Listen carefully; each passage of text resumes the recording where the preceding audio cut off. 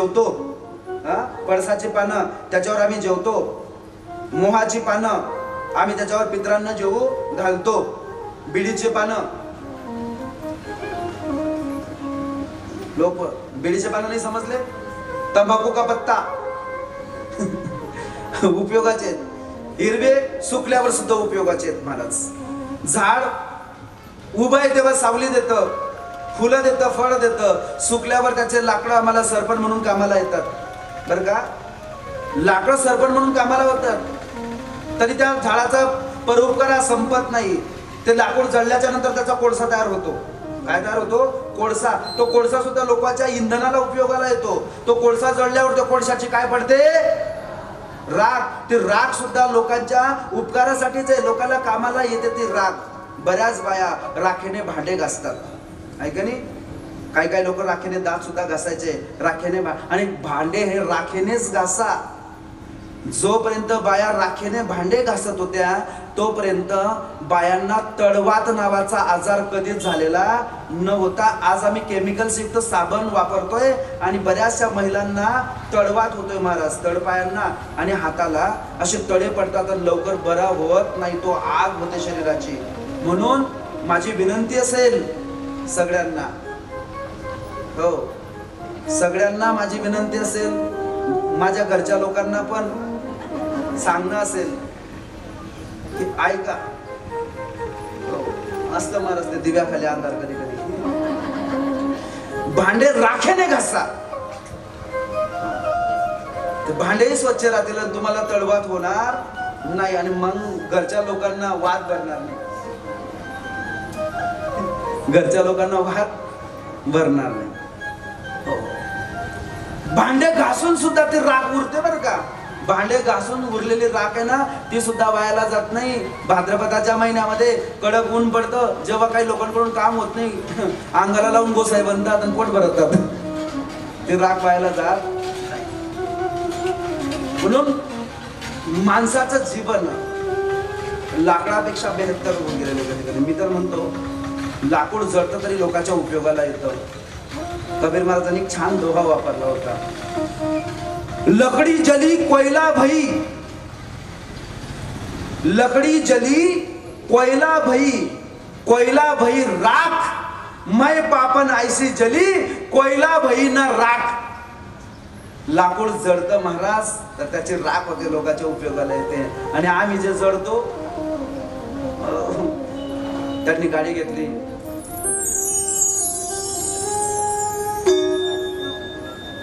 गाडी घेतली त्यांनी, एक बाई त्यांनी गाडी घेतली,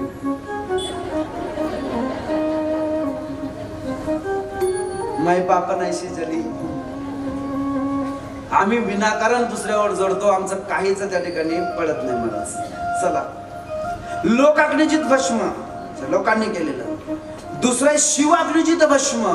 आमच्या दादांनी तिथे होम केलेला, त्या होम मध्ये काही त्या ठिकाणी हवन सामुग्री टाकली जाईल. हवन सामुग्री टाकल्या गेल्याच्या नंतर काही भगवान शिवाला प्रसन्न करण्यासाठी काही स्तोत्र, काही मंत्र म्हटले जातील आणि ते मंत्र म्हटले गेल्याच्या नंतर नमो देवे महादेवे शिवाय सततम नमः किंवा ओम ओम वाशुतोषाय नमः, ओम पिनाकपानाय नमः, दुर्जटाय नमः, ओम गंगाधराय नमः, हे मंत्र म्हटले जातील. आणि त्या मंत्रांच्या माध्यमातून जी राख पडेल तिला सुद्धा शिव अग्निजित भस्म म्हणतात. एक ऋषी अग्निजित भस्म आहे. ऋषी विशिष्ट प्रकारचा यज्ञ करतात, त्या यज्ञामधला होता विशिष्ट प्रकारच्या आरणी मंथन वापरून त्या ठिकाणी अग्नी प्रज्वलित करतो, माचीसने नाही, लाकडाच्या घर्षणाने. ते ऋषी अग्निजित भस्म होतं. आणि चौथं भस्म आहे महाराज, ते म्हणजे चिताभस्म. शिवलीला अमृत मध्ये या चिताभस्माची छान कथा आलेली आहे, मी ते आता सांगणार नाही. चिताभस्म की जे प्रेत स्मशान भूमीकडे जात असताना त्या प्रेताच्या मागे सर्वजण राम नाम सत्य हे म्हणतात. रामाचं नाव, आपल्याकडे टाइम नाही, आपण उद्या पाहू. रामाचं नाव भगवान शंकराला सर्वात प्रिय आहे. भजन करी महादेव उद्या पाहू आपण, प्रिय आहे ते. भगवान शंकराला वाटलं या जगाची सर्वात शेवटी आता राखच होणार आहे, काहीच सत्य नाही म्हणून त्या अंगाला राख लावतात. आणि ह्या प्रेतामध्ये एवढे गुणधर्म आहेत की या प्रेताच्या बरोबर जाता जाता सगळे जण म्हणतात राम नाम सत्य है, राम नाम सत्य है. राम बोलो भाई, म्हणतात की नाही, कुठले काय गुणी आहे हे प्रेत की याच्या बरोबरचे सगळेजण राम राम म्हणतायत, चला आपण बी चालले जाऊ. सगळे लोक तिथे गेले, प्रेत झाले. माघारी येताना, आता माघारी येताना मग राम नाम सत्य म्हणतात का, याचं इकाई गेलं, त्याचं फुकाई गेलं, त्याच्यावर कर्ज होई गेलं, त्यांचे म्हैस घरी राहत नाही. हो बा, इतके विचित्र. म्हणजे दुसऱ्याच्या अभद्र बोलायला लागले लोक. अरे आपले जाते वक्त बरे राम का भजन कर रहे थे और आते वक्त बस निंदा नालस्ती अथवा तत्वा वर्तन कर रहे. तो बोले सारा गुण उस प्रेत में है, इसलिए मेरे भोले बाबा स्मशान भूमी में जाके बैठे. स्मशान भूमी मध्ये बर का, तिथे राहणं ते पसंत करतात. तिथलं ते भस्म लावतात. म्हणून एखादी भक्त रोज त्या ठिकाणी त्या महादेवाच्या पिंडीला चिता भस्म वाहतो महाराज. ते अतिशय प्रिय बर का. हे झाले भस्मांचे प्रकार. अजून एक प्रकार सांगू का? अजून एक प्रकार आहे की ते भस्म जर तुम्ही तुमच्या अंगाला लावलं, मी नेहमी सांगतो, तर दुसऱ्या मिनिटाला देव तुमच्या समोर. सांगू का? ऐकायचं तुम्हाला? असं भस्म सांगतो, ते तुमच्या अंगाला लावलं की देव दुसऱ्या मिनिटाला तुमच्या समोर. मग आता चला, काहीतरी जाळल्याच्या नंतर जे पडतं त्याला विभूती म्हणतात, त्याला भस्म म्हणतात, त्याला राख म्हणतात. राख बनवण्यासाठी, भस्म बनवण्यासाठी काहीतरी जाळावं लागेल का नाही? लाकडं जाळावे लागतील. धूप जे आहे त्या ठिकाणी कंडे, उपले बोलते असे हिंदी में, गौरी ती जाळावी लागेल. मग त्याचे काय पडेल? मग आता मी देवाने तुम्हाला प्रत्यक्षात दर्शन द्यावं यासाठी जे भस्म बनवायला सांगतोय, मग त्याला काहीतरी जाळावं लागेल ना. बेलाची लाकडं असतील, नाही तर मग त्या ठिकाणी पिंपळाची लाकडं असतील, वडाचे असतील, सोंदळचे असतील, जाळावं लागेल ना. मग लक्षात ठेवा काय जाळायचंय, त्याला काय साहित्य लागणार आहे. लिहू नका, फक्त लक्षात ठेवा. देवाला ते भस्म अर्पण केल्यानंतर दुसऱ्या मिनिटाला देव आपल्याला दर्शन देतो. त्यासाठी तुम्हाला कुठलं लाकूड जाळायचं नाहीये. जाळायचंय तुमच्यातला मीपणा, तुमच्यातला अहंकार. तो जाळला की त्याची जे राख पडेल ना ती अंगाला लावून घ्या. देव दुसऱ्या मिनिटाला तुमच्या समोर.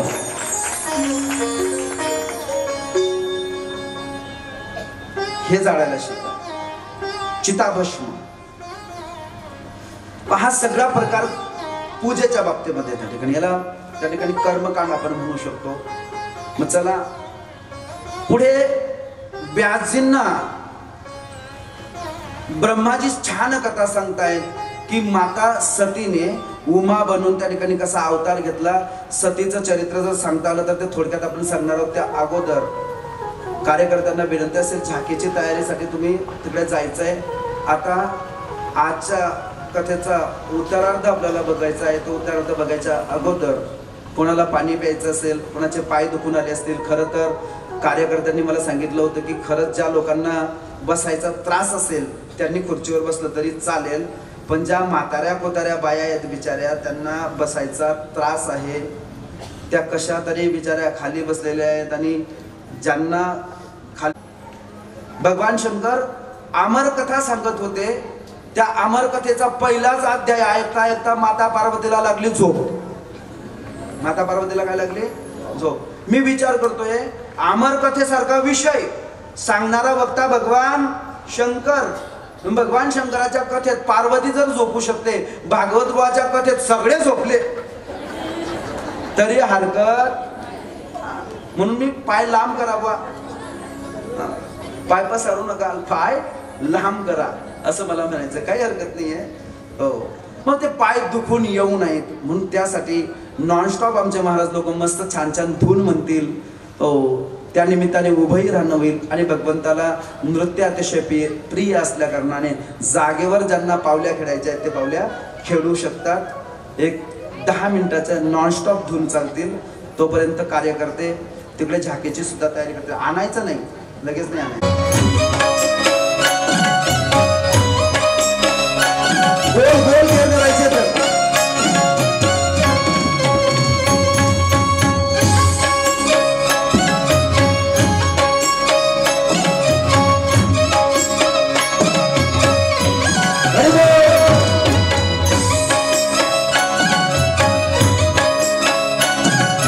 गोल घेऊन जायचं.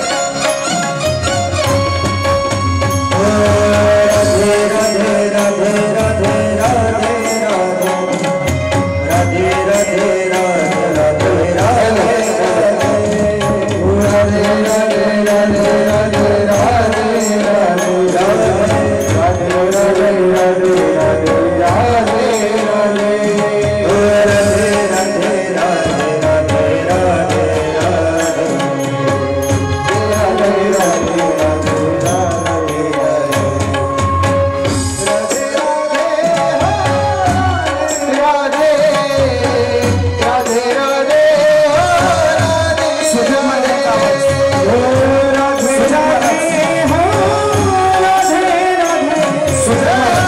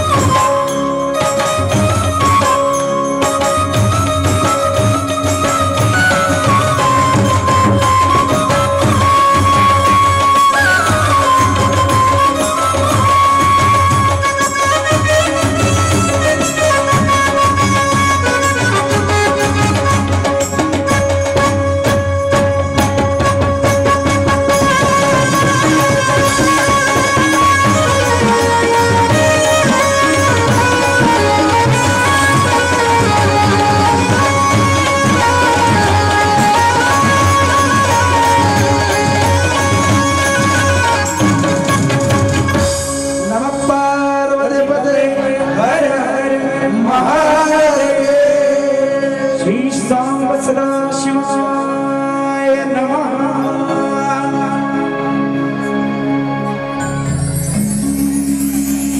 बसून सज्जनांनो,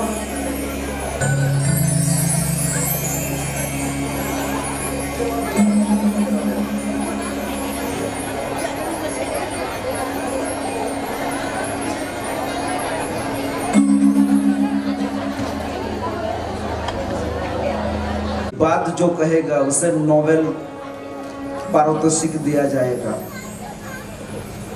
ऐसा कहते हैं कि दो लेडीज लोग, दो औरतें एक जगह जब आती है तो बिना बोले बिल्कुल नहीं बैठती, चुप नहीं बैठती, बोलते ही रहती।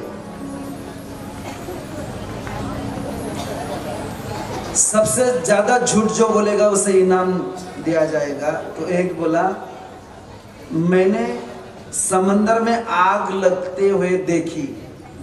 समंदर में आग लगी थी, मुझे लगा समंदर में आग नहीं लग सकती, ये सबसे झूठा है। बोले बैठ जाओ बाजू को। दूसरा आके बोलने लगा कि मैं सबसे इस पृथ्वी का सबसे झूठा व्याख्यान आप करने जा रहा हूं। मैंने आकाश में हवा में चलता हुआ आदमी देखा। बोले बैठ जा। बहुत सारे लोगों ने इससे बातें कही झूठी झूठी, बैठ जाओ। फिर बीच में एक आया और उसने बोला कि मैंने एक कमरा देखा 10 बाय 10 का। उस कमरे में 2 महिलाएं बैठी थी रात भर, और एक दूसरे से उन्होंने एक शब्द भी नहीं कहा, चुप थी। तो इन सारे झूठे वक्ताओं में से इसे बख्शिश मिला। भैया समंदर में आग लग सकती है, भैया हवा में आदमी चल सकता है, लेकिन 2 लेडीज, 2 महिला एक जगह रात भर बिना बोले चुप नहीं बैठ सकती। सांगा, 2 महिला गुपचूप बसू शकत नाही। तुम्ही तर एवढ्या महिला या ठिकाणी जमलेल्या आहात, मग आवाज तर थोडा होणारच। असं म्हणतात की एक बांगडी आवाज करत नाही, पण 3-4 बांगड्या जर हातात असल्या तर काय करतात? इथे किती बांगड्या आहेत म्हणून शांतता। चला, तसं तर क्रमामध्ये आता गुणनिधी हा चोर हा नेमका कुबेर कसा झाला, कुबेराचा डोळा कसा फुटला, कुबेराला एकच डोळा काय आहे का आहे, आणि कुबेराच्या डोळ्याचा रंग कसा आहे, याची छान कथा होती, पण आपण क्रम मागे पुढे करणार आहोत। कुबेराला एकच डोळा आहे आणि तो का फुटला त्याचंही कारण आहे। ही कथा मागे सोडून पुढे आपल्याला विवाह बघायचा आहे, म्हणून आपण पुढे जातो। सज्जनांनो, माता सती मातेचं जर चरित्र आपण भागवतामध्ये थोड्याफार प्रमाणात नित्य त्या ठिकाणी ऐकत आलेलो आहोत, आणखी सतीचा उल्लेख केल्याशिवाय आपल्याला पुढे जाता येणार नाही। भगवंत एकटेच होते, त्यांना सृष्टी जेव्हा निर्माण करायची होती तेव्हा ते म्हणतात की मम योनिर्मत ब्रह्म तस्मिन् गर्भ दद्याम्यहम संभवम सर्वभूतानां ततो भवति भारतः। प्रकृति ये मेरी योनि है, और उस प्रकृति की योनि में मैं गर्भधारण करता हूँ, और उसी से मैं ही उत्पन्न होता हूँ। बस पूर्णात पूर्णते। श्लोक बोलते ना, ओम पूर्णमद पूर्णमिदं पूर्णात् पूर्णमुदच्यते पूर्णस्य पूर्णमादाय पूर्णमेवावशिष्यते। मैं पुरुष शंकर, प्रकृति सती या पार्वती मेरी योनि, उसी में गर्भधान मैं ही करता हूँ, और उसी से मैं ही उपजता हूँ, मैं ही निकलता हूँ। ममई वंशो जीवोलोके जीवभूतस् सनातन, सब मेरा स्वरूप है। सर्वागति राम देहादि ही एक सूर्य प्रकाशक सहस्र रश्मि। मद योनी मद ब्रह्म, ज्याच्यामध्ये मी गर्भधारण करतो, तो सती का जन्म कैसे हुआ? तो चलो, माता देवाहुति, उसके शादी के बाद हुई शादी आकुति की, और आकुति के बाद नंबर लगता है प्रसूति। मैथुनी सृष्टि के ये सबसे पहले 3 संतान, इनके 2 भाई जिन्हों का वर्णन भागवत में आया है, प्रियव्रत और उत्तानपाद। तो शतरूपा और सायंभव मनु की ये तीसरी लड़की है जिसका नाम है प्रसूति। प्रसूति का ब्याह हुआ दक्ष प्रजापति के साथ, और दक्ष प्रजापति के माध्यम से जो 16 कन्याएं हुई प्रसूति को, उन 16 कन्याओं में से 13 कन्या इनका ब्याह धर्मराज से कर दिया, धर्म से कर दिया। 13 कन्या धर्म को दे दी, और बची अभी 16 में से 3 कन्या। एक कन्या का नाम है स्वाहा देवी। ये स्वाहा देवी का ब्याह करा दिया पितरों के साथ, और जो 15 क्रमांक की लड़की थी उसका नाम था स्वधा देवी। स्वाहा देवी, स्वधा देवी पितरों को दे दी गई। रही अभी स्वाहा देवी, तो ये दी अग्नि को, और बची 16 क्रमांक की उस लड़की का नाम है प्रसूति। नहीं, प्रसूति नहीं, सती। बात समझ में आ रही है? सती को जो 16 क्रमांक की लड़की हुई उसका, प्रसूति को, उसका नाम है सती, और ये सती दे दी गई भगवान शंकर को। अग्नि की पत्नी स्वाहा और पितरों की पत्नी स्वधा। अब पितृपक्ष आने वाला है, जब आप पितरों को तृप्त करने के लिए अग्नि में जो भी अनाज डालते हो, उस अनाज में जो खाद्य पदार्थ होते हैं, उन खाद्य पदार्थों में अगर चावल नहीं भी हुआ तो चलेगा, जो रोटी होती है गेहूं से बनी वो नहीं भी हुई तो चलेगी, दूध नहीं भी हुआ तो चलेगा।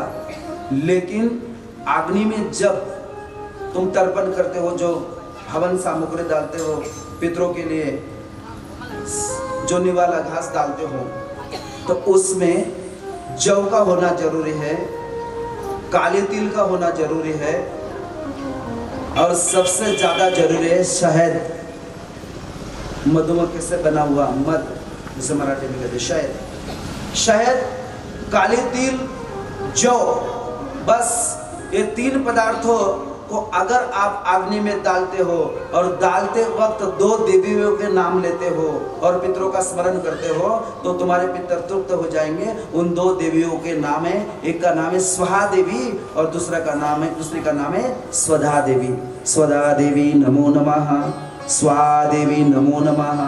बस बाकी के पदार्थ हो या ना हो, उन पदार्थों में आज हम इतने पदार्थ डालते कि पूछो ही मत। पितरांचा घास टाकताना पुरणाची पोळी, गव्हाची खीर, तांदळाची खीर, मुंगाचे भजे, उडदाचे वडे, अजून मुंगापासून बनवलेले ते धिंडलं, काय म्हणतात त्याला, मी करत नाही ना ते, येळणी असं आहे का, दिंडीनंतर आता येतील त्या असं फुलके ते सुद्धा बनवतात। या सर्व पदार्थांचं मला नवल वाटत नाहीये, पण त्याच ताटामध्ये जेव्हा एका बाजूला विमलची पुडी, सिगारेटचं पाकिट, तंबाखूची पुडी,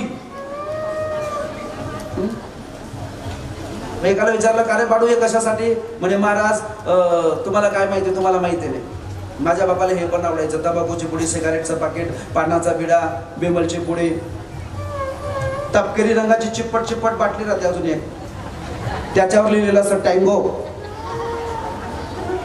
काय असतं त्याच्यात? गोमूत्र. काय असतं त्याच्यात? दारू. म्हटलं बाळू एकाच झाले गुच्ची बसा माणूस तुम्हाला माहित नाही. माझ्या बाबाला पान आवडायचं टाक अग्नीत, माझ्या बाबाला सिगरेट आवडायची टाक अग्नीत, माझ्या बाबाला पान आवडायचं टाक अग्नीत, माझ्या बाबाला टँगो आवडायचे टाक अग्नीत. म्हटलं बाळू त्या बाबाला तुम्ही माय बी आवडे.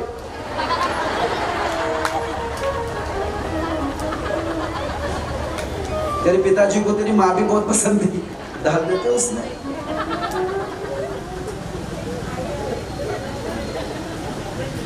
तो पितरों के लिए इन सारी चीजों की जरूरत नहीं. जो अम्लीय पदार्थ होते हैं तो सूक्ष्म जीव इन अम्लीय पदार्थों का चाहता नहीं है, उसे जरूरत नहीं है. बस जौ, काले तिल और जो शहद, बस स्वाहा देवी स्वदा देवी का नाम है. हिचा विवाह भगवान शंकराच्या बरोबर झाल्याच्या नंतर निवड एकदा थोड्याशा चुकीच्या मुळे भगवान शंकर आणि दक्ष प्रजापती या दोघांमध्ये मनोमालिन्य झालं. श्रीमद भागवतामध्ये ती आपण कथा पाहतो. भगवान शिवाचा अपमान करण्यासाठी दक्ष प्रजापतीने एक स्वतंत्र यज्ञ केला. सगळ्या देवांना आमंत्रण दिलं, पण शंकर भगवंताला आमंत्रण दिलं नाही. मग माता पार्वतीने विचार केला, आमंत्रण का दिलं नाही म्हणून असा आवाज झाला.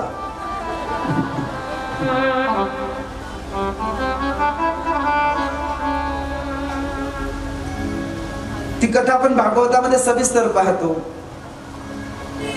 माता सती आग्रह करते की जाऊ द्या, माझ्या वडिलांकडून काही चूक झाली असेल, जवळच्या माणसाला माणूस विसरून जातो म्हणून तुम्हाला निमंत्रण पाठवलं नसेल, पण माझ्या बापाच्या घरी एवढा मोठा यज्ञ आहे. शब्द वापरलेला तिथे भागवतामध्ये, अहो तुमच्या सासऱ्याच्या घरी मोठा यज्ञ आहे, माझ्या बापाच्या घरी नाही. कोणाच्या घरी? हा, खर तर नवऱ्याकडून कसं काम काढायचं आणि कसे पैसे मिळवायचे, अजून त्यांच्याकडून काय काय कामं करून घ्यायचे, तेव्हा शब्द रचना कशी असेल हे बायांकडून शिकलं पाहिजे. 1 तारखेला पगार होणार आहे, तुम्हाला चहा देऊ, पोहे करून देऊ, बदामाचा शिरा. पगार येणार आहे ना, पगार येऊन झाला 2-4 दिवस झाले की मग काय नाही महाराज, मग नाही सोड बोलणं. तुमच्या सासऱ्याच्या घरी मोठा यज्ञ आहे आणि विसरले असतील, चला ना चला ना म्हणतात. नाही नाही, आमंत्रणाशिवाय जाऊ नये. जिस घर में आदर भावना उस घर पे जाना चाहिए. जिस घर पे आदर भावना उस घर पे जाना चाहिए. चलो जिस घर में आदर भावना उस घर पर जाना चाहिए. जिस घर पर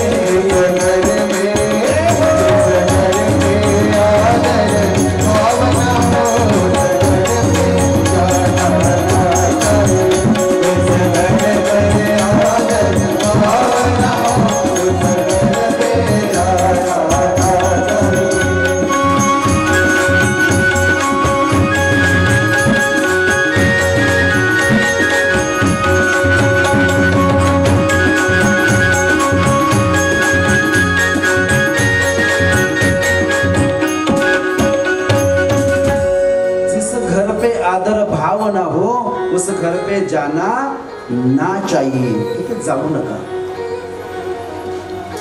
बिना आमंत्रणाचं कसं काय त्या ठिकाणी जाता येईल. पण सज्जनांनो, स्त्रीहट्ट हा खूप अवघड असतो. राजहट्ट, बालहट्ट, स्त्रीहट्ट याच्या पुढे चांगल्या चांगल्यानं झुकावं लागलेलं आहे महाराज. ती सती खूप हट्ट करते.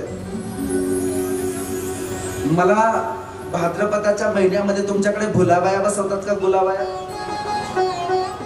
त्या गुलाबायाचं गाणं म्हणत असताना तो हट्ट कधी कधी दिसून येतो. म्हटले का तुम्ही ते गाणं? ए भाद्रपदाचा महिना आला, भाद्रपदाचा महिना आला, आम्हा मुलींना आनंद झाला, पार्वती बोले शंकर आला, चला व माझ्या.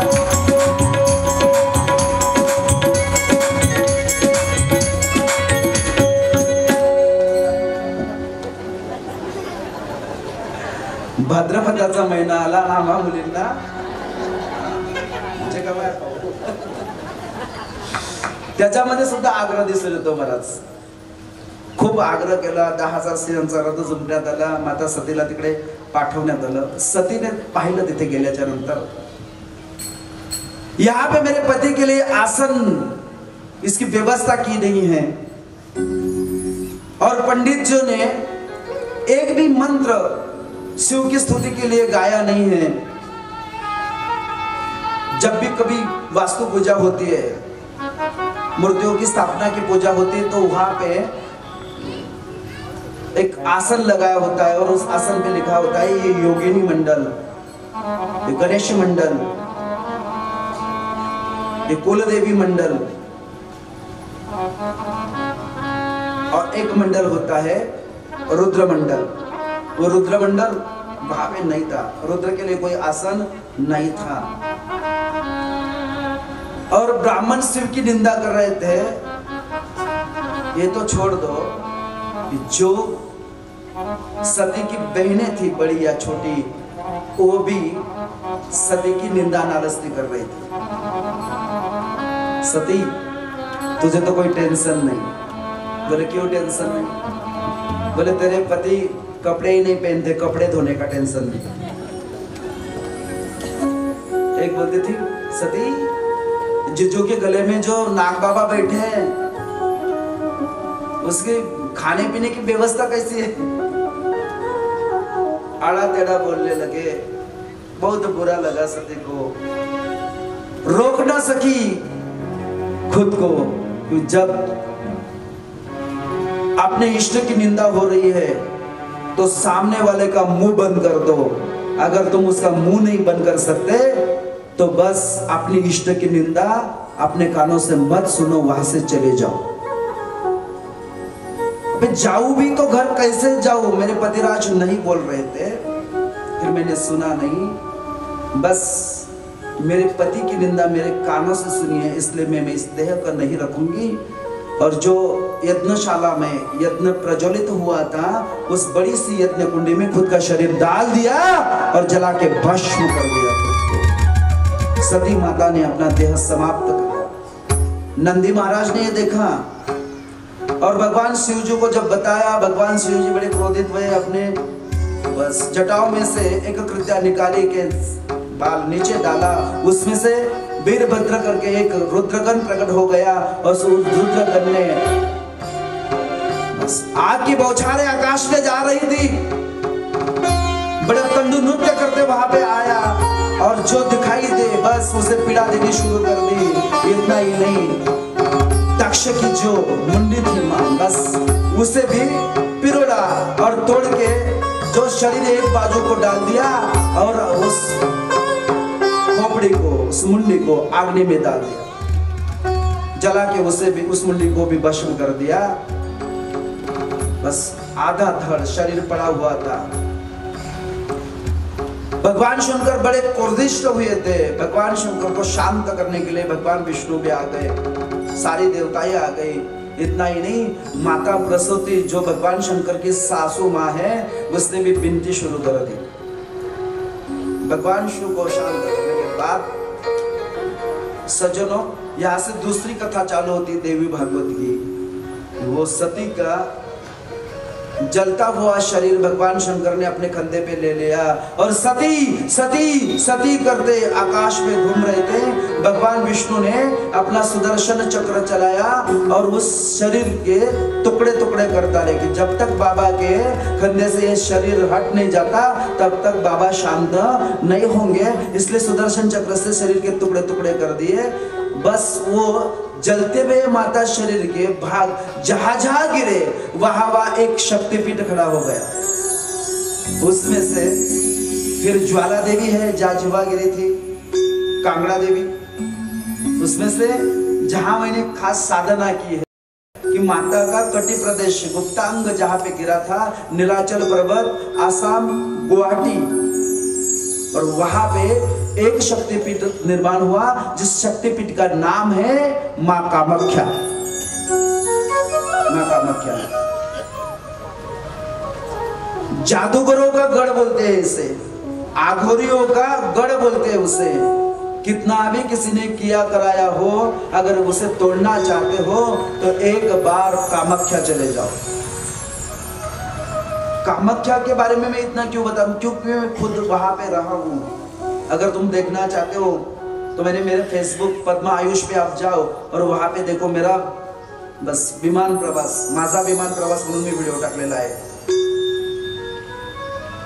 वहां पे माता सती का गुप्तांग,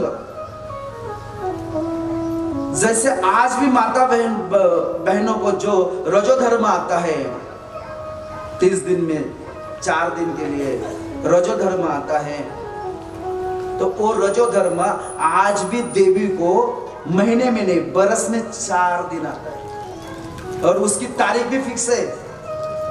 हाँ, आज हमारी भी तारीख फिक्स हुआ करती थी। आज माता बहनों की जो पीरियड की तारीख है आज वो फिक्स नहीं है, हार्मोन्स इनबैलेंस खाने पीने के वजह से। पहले तारीख फिक्स हुआ करती थी, 1 दिन 2 दिन इधर उधर हो जाते थे। आज तो 15 दिन, महीना, 2 महीने।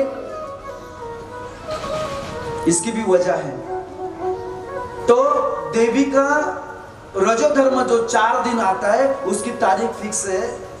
लिखना चाहते हो तो लिख लो, 23 जून, 24 जून, 25 जून, 26 जून तक वहां पे आंबो मेला लगता है। जून के महीने में मंदिर बंद होता है, मंदिर बिल्कुल बंद, वहां पे कोई नहीं जाता।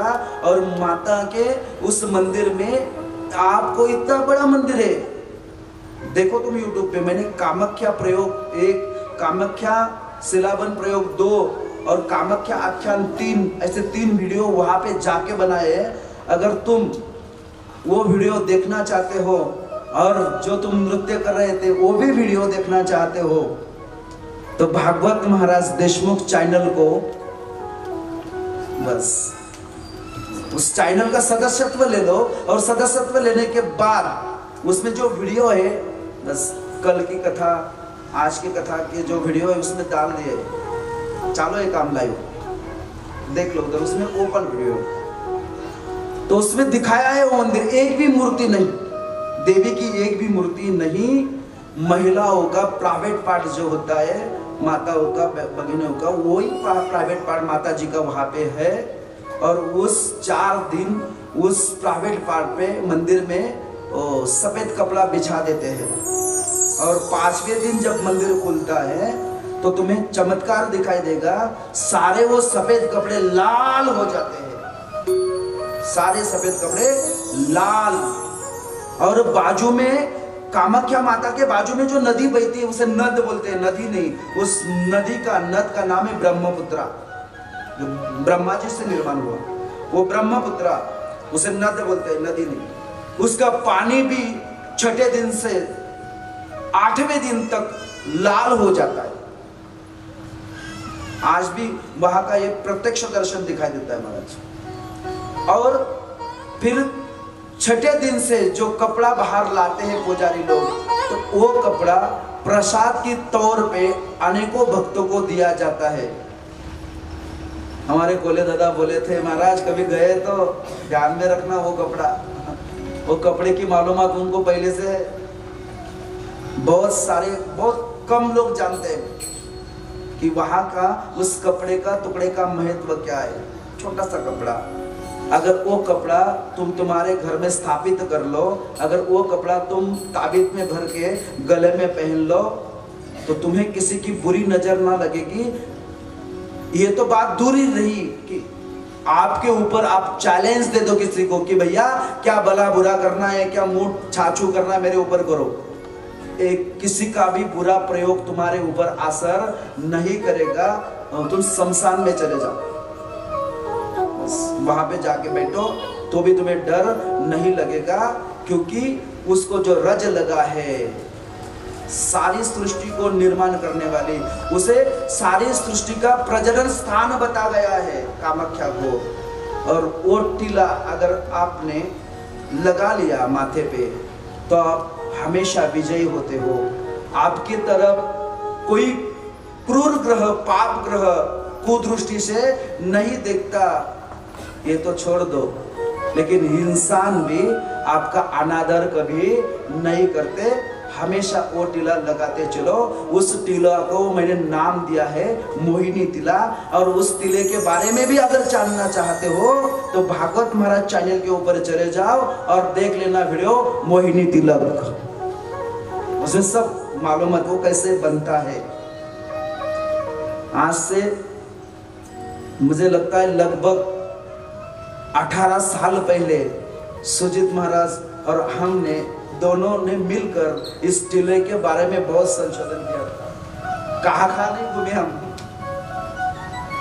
इसलिए इस टीला सुजीत महाराज के मस्तिष्क पे आपको दिखेगा। हम तो हमेशा लगाते हैं, हमारे साथ में जो जो लोग रहते हैं वो टीला वो लगाते हैं। बहुत बढ़िया टीला, मन को बड़ी प्रसन्नता मिलती है, बड़ी शांति होती है। अगर लगाना चाहते हो, जानना चाहते हो तो उसमें उसकी चर्चा बाद में करेंगे। चलो, गुवाहाटी, आसाम, कामाख्या देवी शिलाबन पर आज माता बहने को रजोधर्म टाइम पे नहीं आता, इसका एकमेव कारण है शिलाबन प्रयोग तुम्हारे ऊपर बस ऑटोमेटिकली हो गया है। पूर्व काल में ऐसा था, अगर कोई जादू टोना करने वाली औरत थी, अगर आदमी था, तो वो किसी स्त्री के जो वस्त्र होते थे ये रजोधर्म के, ये चुरा लेते थे और एक जो सिंपला होता है ना नदी में, सिंपले के अंदर डाल देते थे, उसे बंद कर देते और ऊपर से एक पेड़ का गोन आता है, वो गोन उसे लगा देते थे, उसे सिया गोन बोलते हैं, काला गोन बस, और उसे जमीन में गाड़ देते थे। अगर किसी स्त्री का रज लगा हुआ कपड़ा, कागज अगर किसी सिंपले में बंद कर दो, उसे सिया गोन से बंद कर दो और उसे जमीन में बस गाड़ दो, तो उस स्त्री को रजोधर्म नहीं आता।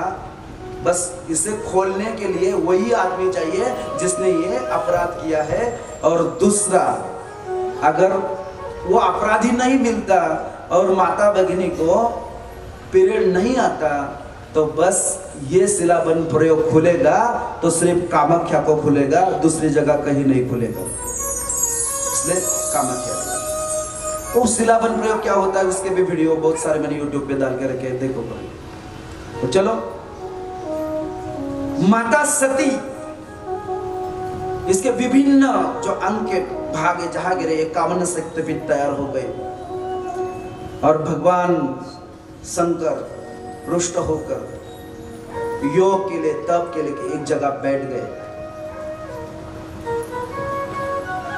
अब शिव के सांसारिक जीवन में उनको पत्नी नहीं है। इधर तारकासुर करके एक दानव था, उस दानव ने ऐसा वर प्राप्त किया था कि अगर मुझे इस सृष्टि में, पृथ्वी पे, त्रिभुवन में कोई मारने वाला हो तो वो शिव वीर्य से ही बस तैयार हुआ हो। जो देव मुझे मारे उसकी उत्पत्ति शिव वीर्य से होनी चाहिए, वो शिव जी का पुत्र होना चाहिए। क्योंकि तारकासुर चतुर था, बोले बाबा, भोले बाबा समाधि लेकर बैठे तो युगों के युगों नहीं उठते, युग बीत जाते हैं, बाबा समाधि से नहीं उठते। तो बाबा उठेंगे कब, शादी करेंगे कब, और उनके वीर्य से पुत्र पैदा होगा कब, वो मुझे मारेगा कब, इसलिए मैं अमर हो जाऊंगा। डायरेक्ट अमर पद तो ब्रह्मा जी मुझे नहीं देंगे, इसलिए उस चतुर ने चतुरानंद से ये वर प्राप्त कर लिया कि मैं शिव पुत्र से ही मरूंगा, अन्यथा नहीं, मैं अमर हो जाऊंगा। और ब्रह्मा जी ने भी उसे ये वरदान दे दिया था। इसलिए सभी भक्तों को अभी चिंता पड़ी हुई थी कि तारकासुर का उन्माद बढ़ गया है, उन्हें उसने क्या किया, स्वर्ग के देवों को भगा दिया और वहां पे अपना गण रख दिया, राक्षस गण। सब तरफ राक्षसों का राज्य चल रहा है, व्याभिचार हर नगरी में हो रहा है, मंत्र यज्ञ देव पूजा सब बंद हो गए। अब इस तारकासुर को समाप्त करने के लिए शिव जी का ब्याह होना जरूरी है। वो समाधि में बैठे थे, वो समाधि से जग जाए, इसलिए वहां पे कामदेव को भेज दिया। समाधि में बैठे हैं, समाधि से वो कैसे जगेंगे, इसलिए कामदेव वहां पे रति को लेके आ गए और वसंत की निर्मित कामदेव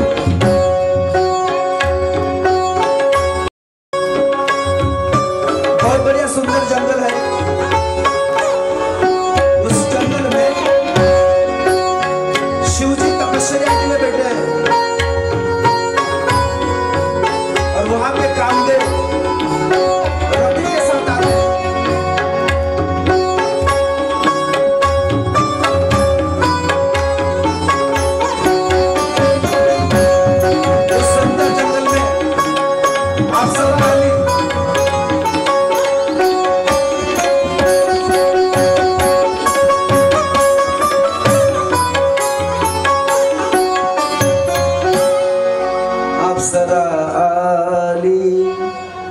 तेव्हापासूनच येते।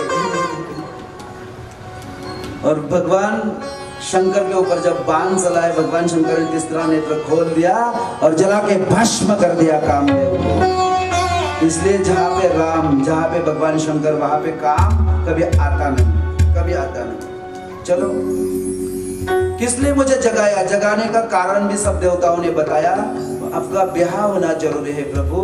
बोले ठीक है, जिसके साथ मुझे ब्याह करना है मुझे देखने दो वो कहाँ पे है। तो सती ने हिमालय के घर मैरा रानी के पेट से वो माता पार्वती अवतरित होगी। बोलिए जगदम्बा माता की जय। उसकी भी बहुत बड़ी कथा है। मैना रानी कौन थी, उसने क्यों ऐसी कौन सी तपस्या की कि जगदम्बा। सज्जनों, रामायण की कथा करते वक्त खुद भगवान शंकर ने जो कथा सुनाई है, उस कथा को सुनाने से पहले अनेकों विद्वानों ने एक श्लोक लिखा है। वंदे शंकर भवानी श्रद्धा विश्वास रूपिणो, विश्वास रूपिणो। उसे भगवान शंकर को विश्वास बताया है और माता पार्वती को श्रद्धा बताया है। विश्वास का जन्म नहीं होता, श्रद्धा का जन्म होता है। श्रद्धा कम हो सकती है, कभी कभी कभी बढ़ भी जाती है। अगर एक हाथ महाराज प्रसिद्ध हो जाए, हमारे महाराज हमारे महाराज हमारे महाराज, श्रद्धा बढ़ गई। जैसी वर्षा काळी सरिता चढू उतरू लागे पंडू सुद्धा, तैसी नित्य न विभजता श्रद्धा दिसे। नदीला पाणी आलं की लगेच त्या ठिकाणी दुथडीने वाहतं, पाऊस बंद झाला की पूर सुद्धा ओसरतो, कमी होतो। तशी माणसांची श्रद्धा। श्रावण महिना, हा हा महादेवाचं तोंड दिसणार, श्रावण महिना आहे ना, श्रद्धा वाढते महाराज। आणि मग काही दिवसाने श्रद्धेत चढ उतार आहे, पण विश्वासामध्ये तसं नाही आहे। श्रद्धेचा जन्म नाही, विश्वासाचा नाही। माता श्रद्धा म्हणजेच माता पार्वती भगवान शंकर बरोबर माझं लग्न व्हावं म्हणून तपश्चर्या करते आहे। तिचं तप पाहिल्याच्या नंतर शरीर शुष्क झालं। मैना राणीने पाहिलं तपश्चर्या करायला गेलेल्या त्या पार्वतीकडे, पर्वताची पुत्री आहे म्हणून पार्वती, आणि तिचं तपश्चर्या पाहिल्यानंतर, तिची तपश्चर्या पाहिल्याच्या नंतर दुबलं पतलं शरीर पाहिलं आणि मैनाच्या तोंडातून शब्द निघाले, ऊ माँ कैसी हो गई तू दुबली पतली, ऊ माँ. प्रत्येक आईला आपला मुलगा चांगला अब्दुल गब्दुल असला तरी सुकलेलाच दिसतो, आहे का नाही? उमा शब्द निघाले म्हणून तिचं नाव पडलं उमा. उमा नाव झालं. ठीक आहे. मग त्या उमेच्या बरोबर विवाह करायचा आहे म्हणून भगवान शंकराने तिची परीक्षा पाहण्यासाठी काही साधूंना पाठवलं, नारदाला पाठवलं. तू शंकरा बरोबरच का लग्न करते? मग बस देव के देव महादेव, त्यांची पण लव्ह स्टोरी बनवून टाकली त्या लोकांनी डायरेक्ट. बघा तुम्ही ते नाटक, जे शिवमा पुराणामध्ये नाही ते तिथे त्याच्याकडे. आता आपल्याला त्यांचं लग्न बघायचं. खरं तर त्या दोघांचा एकमेकांशी काय संबंध होता, प्रकृतीशिवाय पुरुष नाही, पुरुष प्रकृतीने, हा सगळा वेदांताचा सिद्धांत आपण उद्या पाहणार आहोत बरं का. हो, पवित्र अशा बंधनामध्ये ते आज बांधले जाणार आहेत बरं का. लग्न कसं असावं भगवान शिवाकडून शिका, भगवान श्रीरामांकडून शिका, भगवान श्रीकृष्णांकडून शिका. आज आम्ही कशाही प्रकारचं त्या ठिकाणी लग्न करतो महाराज. हा हो, लग्न किती शांततेत, किती थोडक्यात त्या ठिकाणी लागावं हे शिकायला पाहिजे कधीतरी. आज आम्ही लग्नात एवढा खर्च करतो, एवढा खर्च करतो, 60,000चा डीजे, नवरदेव बैरा.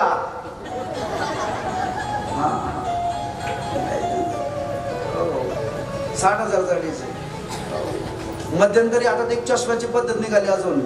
प्रत्येक नवर जुने फोटो बघा तुम्ही नवरदेवाचा, त्याला काय वाट फुटका आहे का काय, त्याला चष्मा कावर लावतात काय माहिती, नवरदेवाला चष्मा. तो 30 रुपयाचा, म्हणजे आता 100 रुपये त्याची किंमत झाली, 30 रुपयालाच भेटायचा तो गॉगल बिगल लावलेला. नवरदेवाची मजा असते त्या ठिकाणी. पण नवरदेवांना मी सांगू इच्छितो, तुमच्याकडे मला एकाने प्रश्न विचारला तर महाराज नवरदेवाला हळद का लावतात, दुल्हे को हल्दी क्यों चढ़ाई जाती है, नवरदेवाला हळद का लावतात? म्हटलं भाऊ सांगू का तुला. खरं तर आमच्या गावामध्ये खंडोबाची यात्रा भरते. खंडोबाच्या यात्रेमध्ये बोकडांचा बळी दिला जातो. मरिआईच्या यात्रेत सुद्धा बोकड्याचा बळी दिला जातो. मरिआईला खास करून बोकड्याचा बळी दिला जातो. मग लगेच त्या मरिआईच्या पुढे बोकड्याला नेऊन कापतात का? नाही नाही, पहिल्या दिवशी त्या बोकड्याला आणतात, त्याला आंघोळ घालतात, त्याला चांगलं रुमालाने पुसतात, मग त्याच्या अंगावर हळदीचे शिक्के मारतात. हळदीचे शिक्के मारतात इकून तिकून, आणि त्याच्या कपाळावर गंध लावतात, त्याच्या गळ्यात माळा घालतात, आणि मग त्याला वाजत गाजत सर्व गावात फिरवतात, आणि मग वाजत गाजत त्याला मरी मायच्या जवळ आणतात आणि म्हणतात, मरी माय हा घे तुझा बोकडा. नवरदेवाचं सुद्धा तसंच आहे. पहिल्या दिवशी त्याला आंघोळ घालतात, त्याला हळद लावतात, त्याला टिळा लावतात, मग डीजे, मग मिरवणूक, मग दुसऱ्या दिवशी त्या ठिकाणी त्याला बासिंग घालतात, नाना प्रकारचे अलंकार चढवतात, आणि त्याला सुद्धा मग परत त्या ठिकाणी डीजे, परत त्याची काय करतात, मिरवणूक काढतात. मंडपामध्ये मरीमाय बसलेली असते आणि त्याला आणलं की मग आपण सुद्धा म्हणतो, मरीमाय हा आजपासून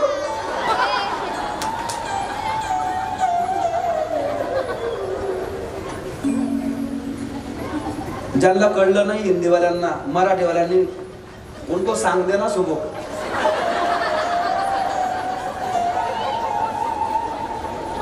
एवढी पण माझी हिंदी काय तोटकी नाही बरं का. एक मिनिट,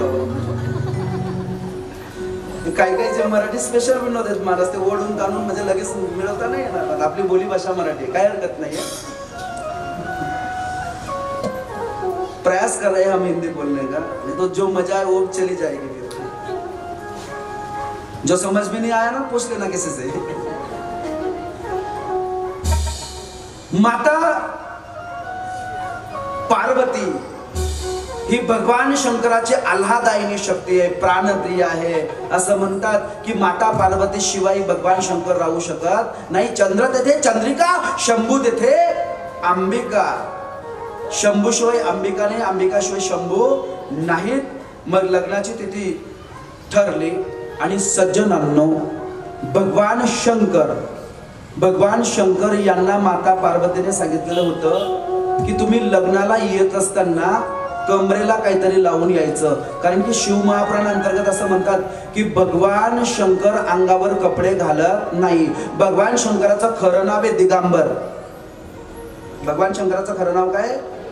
दिगांबर. शब्द का अर्थ है दिग यानी वस्त्र, अंबर यानी आकाश. आकाश ही जिनका वस्त्र है, ऐसा जो है उसे दिगांबर कहते हैं. भगवान शंकर कपड़े पहनते नहीं. माता पार्वती कहने लगी मैं जानती हूँ प्रभु आपका तत्व, लेकिन मेरी जो सखियां आएगी और कहेगी पार्वती इतने वर्षों का तूने व्रत किया हरतालिका का, और जो पति अब तुझे मिला ऐसा नंगा पुंगा, ऐका ना गडे घालून याल ना कपडे, येऊ नका ना गडे, येऊ नका नाकडे. उघड अगं म्हटले मी कुठलेही कपडे घातले तरी माझं स्वरूप कधी उघड पडेल सांगता येत नाही. कारण की माझं नाव काय? दिगांबर. मी कसं आहे? दिगांबर. कपड्यांची मला गरज नाही म्हटले. नका सगळ्या अंगावर कपडे घालू, पण लाजिरवाना भाग तेवढा झाकून या, वाघाचं चामडं लावून या म्हटले तुम्ही. ठीक आहे. भगवान शंकराने सगळी तयारी केलेली आहे आणि भगवान शंकर सज्जनांनो हो लग्नासाठी पार्वती मातेला घेऊन भूत, बेताड, सुरणी या सगळ्यांना घेऊन येत आहेत बरं का. त्यांचं स्वागत आपल्याला या ठिकाणी करायचं आहे. लगेच झाकी येते. तयारी करा पटापट मध्ये जागा द्या. भगवान शंकराची दुसरी खासियत की भूत बेताड त्यांच्या आजूबाजूला आहेत, पण त्या भूत बेताळांच्या मध्ये सुद्धा हा हर्षयुक्त आहे. आपल्या मराठी संतांनी वर्णन केलेलं ना, भूते बेताडे नाचती हर्षयुक्त उमा. मला सांगा तुमच्या आजूबाजूला भूत आहेत, मग तुम्ही मस्त असं आनंदाने असाल का तिथे? नाही. मग भूताचं नाव काढलं तरी आपण घाबरतो, पण या भूतांमध्ये सुद्धा हर्षयुक्त प्रसन्न चित्ताने येतात भगवान शंकर. भूत बेताळ नाचते, भूत बेताळ नाचते, भूत बेताळ नाचते, भूत बेताळ नाचते, भूत बेताळ नाचते, भूत बेताळ नाचते, भूत बेताळ नाचते, भूत बेताळ नाचते, भूत बेताळ नाचते, भूत बेताळ नाचते, बेताळ नाचते,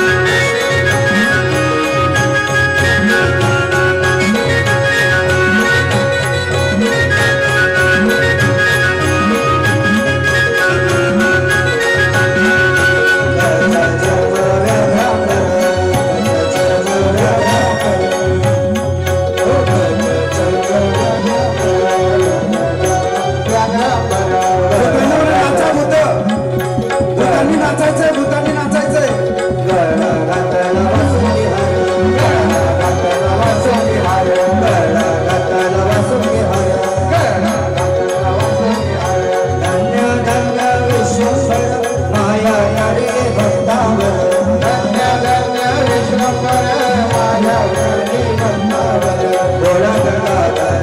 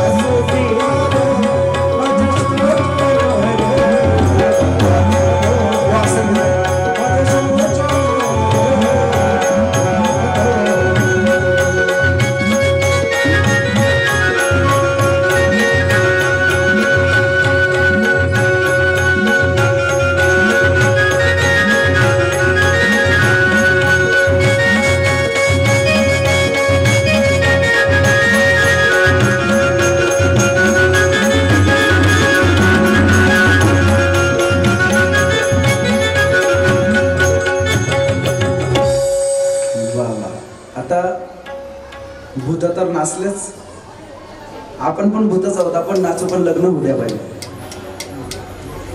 भगवान शंकराच्या लग्नामध्ये फक्त भूत नाचले होती. आता वर्तमान काळातल्या नवरदेवाच्या लग्नात चोरेडणी पण नाचतात, आपण पण नाच, काय हरकत नाही. चला मंगलाष्टक म्हणण्यासाठी यायचंय. पुरोहित व आपलेच पुरोहित या ठिकाणी अंतरपाठ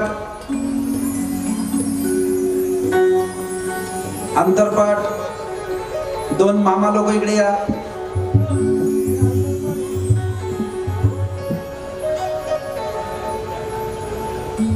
छान अशी ही झाकी साकारलेली आहे. झाकीचा आनंद घ्यायचा आहे. श्री उमा महेश्वर चंद्र सावधान. पूर्व पश्चिम उभं करायचं त्यांना.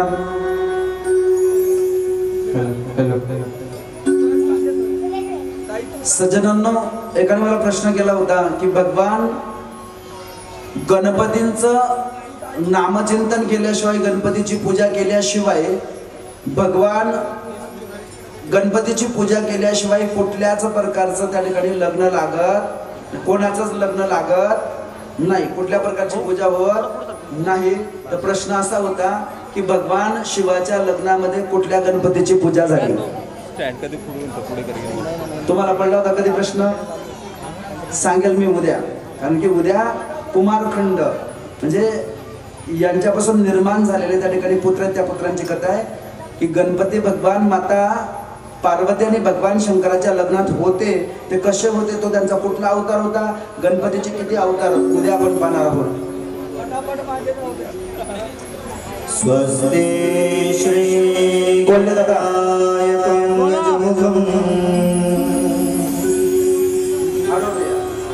मोरेश्वरं सिद्धं बल्लाळं मुरुडं विनायकं चिंतामणि लेना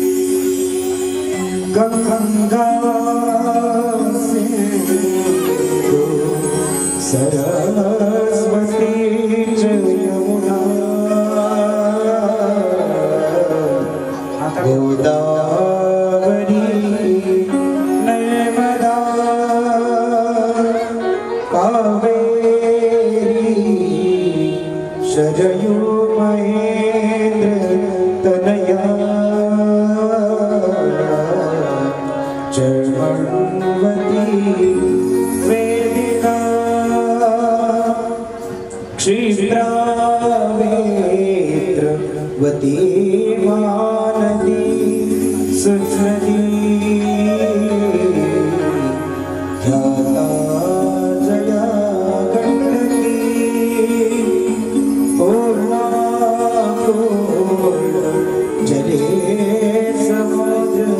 सरिता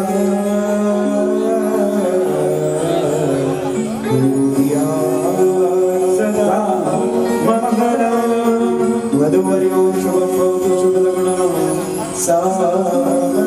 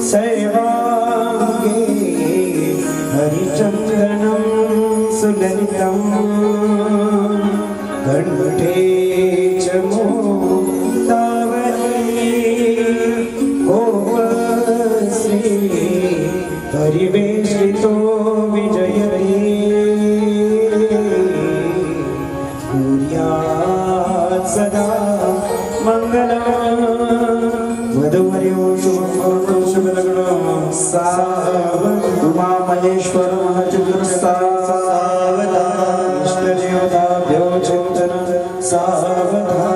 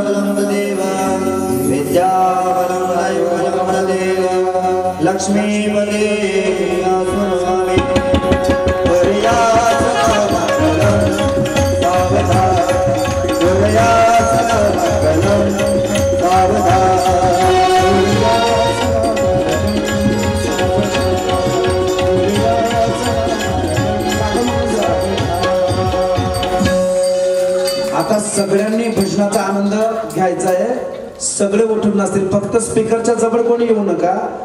स्पीकरचा प्रतिध्वनी इकडे आला पाहिजे गायकांना, तरच त्यांना तुम्हाला आनंद देता येईल. जागा मागे सरकून.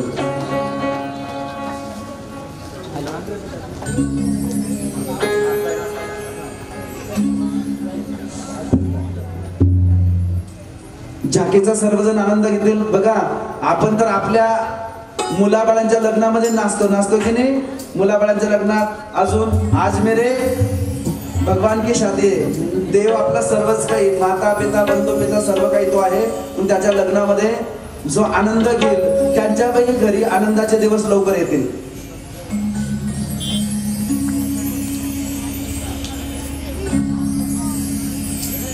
नारद भगवान की जय हो. नारायण नारायण. वाह, एकच नंबर.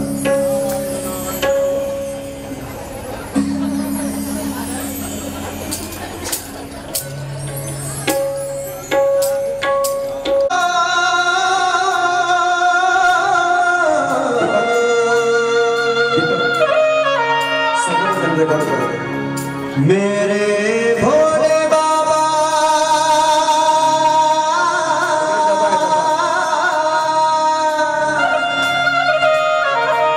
सोने महादेवा, मेरे भोले से भोले बाबा, मेरे भोले से भोले बाबा, मेरे भोले से भोले बाबा, भोले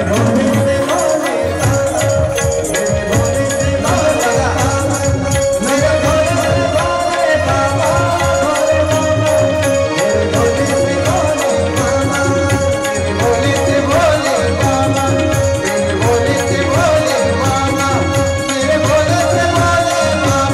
मेरे भोले से भोले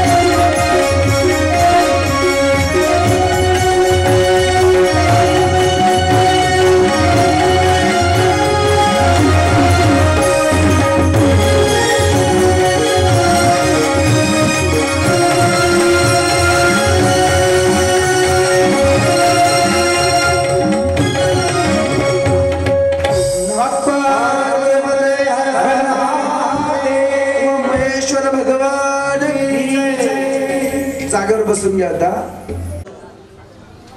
श्री इंगळे साहेब, अनिलदादा पाटील, आमचे उमेशदादा सोनार, बंगाळदादा सर हे आपल्या आरतीचे यजमान आलेले आहेत. श्री डॉक्टर विनोदजी महाजन यांचे सुद्धा लाक्षणीय उपस्थिती या ठिकाणी आहे. आरतीचे ते पण यजमान असतील. सज्जनांनो, उद्या भगवान शिवशंकर यांच्या शिवमहापुराणातील कुमारखंड हा चालू होतोय. कार्तिकेयांचा जन्म, त्यानंतर गणेशजींचा जन्म, गणेशजींचा अवतार. मी काल बोललो की माता पार्वती आणि भगवान शिवाच्या लग्नामध्ये गणपती उपस्थित होते. मग ते कुठले गणपती उपस्थित होते, गणपतीचे किती अवतार आहेत, या सर्व विषयी चर्चा आपण करणार आहोत. उद्याच्या कथेमध्ये भगवंताचा ग्रस्ताश्रम कसा होता, तो ग्रस्ताश्रम सुद्धा आपण पाहणार आहोत. माता पार्वती एक थट्टा करते आणि भगवान शिवाला म्हणते की आता आपल्याकडे असा पण नंदी आहेच, उद्यापासून आपण शेतीचा व्यवसाय करू. छान त्यांचा ग्रस्ताश्रम आपण उद्या पाहणार आहोत. सज्जनांनो, पवित्र अशा श्रावण महिन्यामध्ये चुकून जरी शिवकथा कानावर पडली तरी अनंत जन्माची पाप जळून खाक होतात. या पवित्र श्रावण महिन्यामध्ये भगवान शिवाच्या सानिध्यामध्ये आपल्याला कथा श्रवण करायला मिळते आहे. म्हणून हे अवसर न आये बार बार, पुन्हा पुन्हा असे अवसर येणार नाहीत. कामा संसारातली कधी संपणार नाहीत. संसारातल्या माणसाला मेल्यावर लोक काम का सांगत नाही याचं एकमेव कारण आहे, कारण की मेलेल्या माणसाला चालता येत नाही. म्हणून तर म्हण आहे, जिंदगी जब तक रहेगी फुर्सत न मिलेगी काम से, जिंदगी जब तक रहेगी फुर्सत न मिलेगी काम से, कुछ समय ऐसा निकाल लो कि प्यार कर लो प्रभु श्री राम से, भगवान शंकर जी से. जीवन आहे तोपर्यंत त्या ठिकाणी काम संपणार नाहीत. महाराज सर्वांना सांगू इच्छितो, मेलेल्या प्रेताला जर चालता आलं असतं तर इतने बदमाश आहे हमारे गली के लोग, त्याला जर चालता आलं असतं तर म्हटले असते, भाऊ तुझं मडकं धरून तूच स्मशानभूमीमध्ये जा, आम्ही येतो शिगारेत ओढून येतो.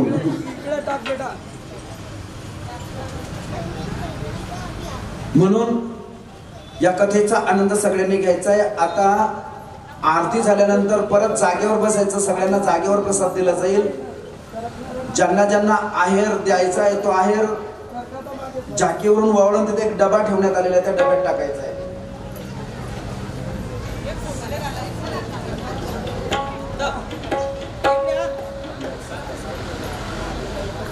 चालेल. हे बघा, आनंदाची गोष्ट आहे. काल मी बोललो होतो की दान करा, दान करा. आपल्या अयोध्या नगरीतील उद्योजक आमचे इंगळे दादा, इंगळे साहेब, या इंगळे दादांकडून आपल्या या मंदिरासाठी, आपल्या कार्यकर्त्यांकडे मंदिरासाठी असेल, सप्तासाठी असेल, 5001 रुपयाची वर्गणी रोख या ठिकाणी आलेली आहे. या देणगीदारांसाठी टाळ्या झाल्या पाहिजे बरं का. अजून जे काही त्या ठिकाणी सप्ताचे देणगीदार असतील, त्यांना नावं द्यायची असतील तर त्यांचा नावाचा उल्लेख या ठिकाणी केला जाईल. असं म्हणतात, देणगी दिली आणि नावाचा जर उच्चार केला तर त्यांचा उद्धार होत असतो. त्यांचा कुळातील इतर लोकांचा त्या ठिकाणी उद्धार होत असतो. आपल्यावर जबाबदारी आहे की आपल्या पित्रांचा उद्धार झाला पाहिजे, म्हणून त्यांच्या स्मरणार्थ किंवा आपल्या पित्रांना तृप्ती मिळावी ह्या प्रित्यर्थ शिवमहापुराण कथेस, शिव मंदिरास ज्या भाविकांना दान द्यायचं असेल ते आपली नावं कार्यकर्त्यांकडे देतील, त्या नावांचा उल्लेख या ठिकाणी केला जाईल.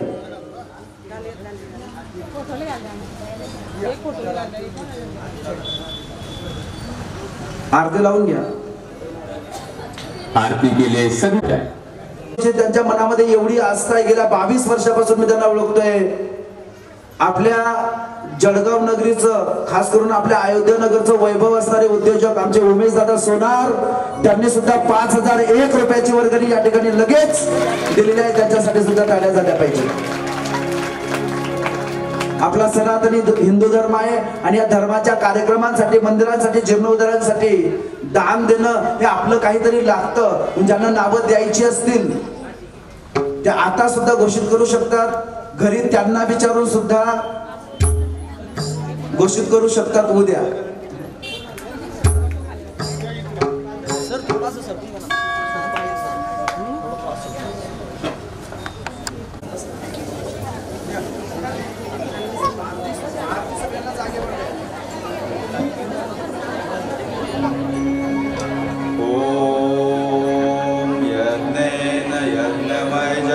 देवास्तानि धर्माणि प्रथमान्यासन् देहनागं महिमानस्य चन्द्रयत पूर्वे साध्यासन्ति देवाः ॐ राजाधिराजाय प्रसह्य साहिले नमो वयं वै श्रवणाय कुर्महे समें कामाय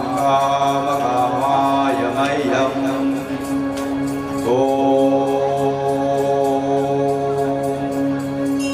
साम्राज्यं भोज्यं स्वराज्यं वैराज्यं पारमेयं राज्यं महाराष्ट्रमाधिपत्यमयं समान्द्रपर्यायी सार्वभौमसार्वायुषान्तादा परार्धा प्रदिग्वे समुद्रपर्यन्ताड्या एकडाडितदद्वेषो विगीतो मरुदत्परिवेष्टारो मरुदस्या वसन्ते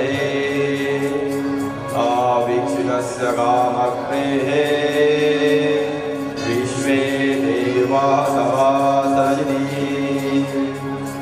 ॐ एकदन्ताय विद्महे वक्रतुण्डाय धीमहि तन्नो दन्ति रुद्रः प्रचोदयात्.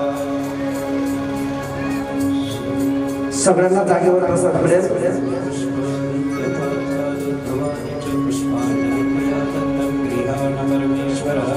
इति मंत्रपुष्पाञ्जलिं समर्पयामि.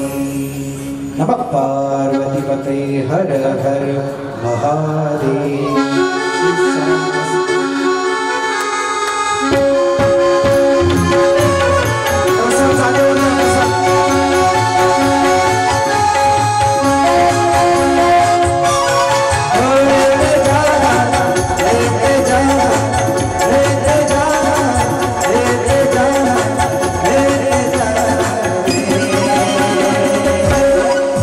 लेते जा रे हरि का